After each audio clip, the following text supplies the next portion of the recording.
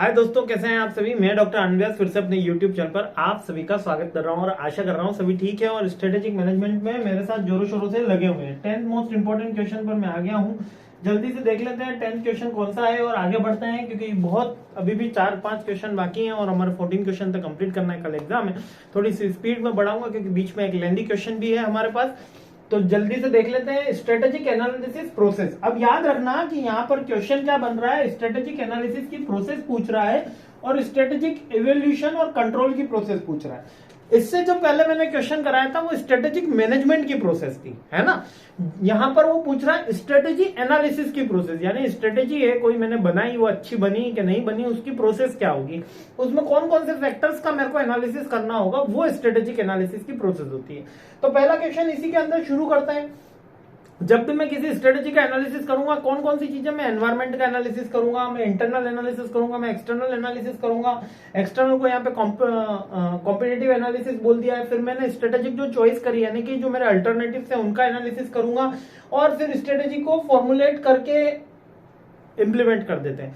तो strategic formulation यानी strategic analysis के जो प्रोसेस है। अब याद रखना, स्ट्रेटेजिक मैनेजमेंट की प्रोसेस में ऑलरेडी बता चुका हूं। स्ट्रेटेजिक एनालिसिस की प्रोसेस ये है कि जब भी हम कुछ एनालिसिस कर रहे होते हैं, किसी पॉइंट का एनालिसिस कर रहे होते हैं या हम स्ट्रेटेजी का एनालिसिस कर रहे होते हैं, दोनों में सेम आंसर है। या तो मैं किसी पॉइंट, मेथड, कोई क्वेरी का एनालिसिस कर रहा हूं या मैं किसी स्ट्रेटेजी का एनालिसिस कर रहा हूं, तो मेरे को इंटरनल और एक्सटर्नल एनालिसिस करना होगा, स्ट्रेटेजी को फॉर्मुलेट करना होगा, उसके अल्टरनेटिव का एनालिसिस करना होगा, अपने बजट का एनालिसिस करना होगा। और इंटरनल एक्सटर्नल के अंदर सभी आ जाता है, केवल एनवायरमेंटल का फैक्टर एड ऑन कर देना। वैसे इंटरनल एक्सटर्नल के अंदर सारे एनालिसिस आ जाते हैं इन प्रैक्टिकल मैनर। क्लियर हो गया। जब मैं स्ट्रेटेजी का इवोल्यूशन करता हूं, ये तो मैंने एनालिसिस करा है, जब मैं इवोल्यूशन कर रहा हूं उसकी प्रोसेस की जगह मैं इवोल्यूशन कर रहा हूं कि भैया बताइए, अच्छा आपका ये एनालिसिस रहा, अब मैं इवोल्यूट कर रहा हूं कि ये स्ट्रेटेजी ने कितना आउटकम दिया। अब आप बोलेंगे सर स्ट्रेटेजिक एनालिसिस की प्रोसेस और स्ट्रेटेजिक इवोल्यूशन क्या अलग अलग होता है? जी हाँ, अलग अलग होता है। देखिए, स्ट्रेटेजिक एनालिसिस का मतलब है कि हम किसी भी चीज का एनालिसिस कर रहे हो और उसकी क्या बेसिकली प्रोसेस होनी चाहिए, उसमें हम इंटरनल और एक्सटर्नल एनालिसिस करते हैं, बस इतना ही है। लेकिन जब हम स्ट्रेटेजिक इवेल्युएट कर रहे हैं तब हम उसका मेजरमेंट कर रहे होते हैं in the basis of numbers कि ये जो स्ट्रेटेजी हमने इंप्लीमेंट करी थी ये सही करी थी कि नहीं करी थी। तो जब हम उसको इंप्लीमेंट कर रहे हैं तो उसके अंदर हम उसकी परफॉर्मेंस का एनालिसिस करेंगे, हम उसको मॉनिटर इंप्लीमेंटेशन, जो मॉनिटर्स लगे मींस के जो चेक पॉइंट लगे, जो की परफॉर्मेंस इंडिकेटर्स लगे, उनका एनालिसिस करेंगे, उसकी जो एक्चुअल में रिजल्ट आया है उसका एनालिसिस करेंगे और उसके बिहाफ पे हम नई स्ट्रेटेजी बनाने में हेल्प करेंगे और अपनी हिस्टोरिक डेटा से या बेंचमार्किंग से कंपेयर करेंगे, बस यही है। और उसको फीडबैक को लूप करते रहते हैं, बस। फीडबैक लूप का मतलब फिर से प्रोसेस शुरू हो जाती है। क्लियर हुआ? यानी थोड़ा सा कंसेप्ट सिमिलर है लेकिन फिर भी अलग है। स्ट्रेटेजिक मैनेजमेंट एनालिसिस अलग है। जब स्ट्रेटेजिक एनालिसिस की बात आएगी तब हम किसी पर्टिकुलर क्वेरी का एक एनालिसिस कर रहे होते हैं जिसमें हम उसके इंटरनल और एक्सटर्नल फैक्टर्स का एनालिसिस कर रहे होते हैं।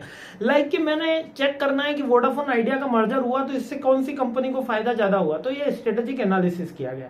जब मेरा मर्जर हो गया उसके बाद अगर मैं इवेल्युएट कर रहा हूं कि ये मर्जर सही हुआ या गलत हुआ या विद इन कर रहा हूं तो स्ट्रेटेजिक इवेल्यूशन होगा, जिसमें हम ये चेक करेंगे कि वोडाफोन के शेयर कितने बढ़े या कम हो गए, आइडिया को कितना प्रॉफिट हुआ, कितना लॉस हुआ, कितनी कंपनी में उनकी गुडविल बढ़ी या कम हुई, इस शेयर होल्डर, स्टेक होल्डर को कितना प्रॉफिट या लॉस हुआ।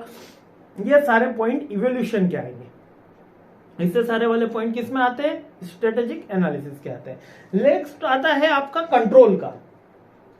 ठीक है, अब कंट्रोल की अगर मैं बात करता हूं, यहां पर कंट्रोल प्रोसेस, अब यहां पर थोड़ा सा पॉइंट सिमिलर ही है इसलिए सेम लिखा हुआ है कि अगर मैं कंट्रोल की प्रोसेस की बात करूंगा तो विद इन भी होता है और आउटसाइड भी होता है। जैसे हम इवोल्यूशन करते हैं तो जैसे परफॉर्मेंस एनालिसिस करा, उसके केपीआई का एनालिसिस का, की परफॉर्मेंस इंटर करा, तो उसी समय हमने कंट्रोल कर लिया।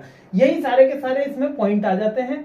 ठीक है, अगला वाला क्वेश्चन पे फिर थोड़ी सी देर में हमला बोलते हैं और ये सीरीज आगे बढ़ाते हैं। तो मस्त रहिए, खुश रहिए, मुस्कुराते रहिए, क्योंकि ये काफी सिंपल क्वेश्चन है लेकिन थोड़ा थोड़ा कहीं कहीं अलग है।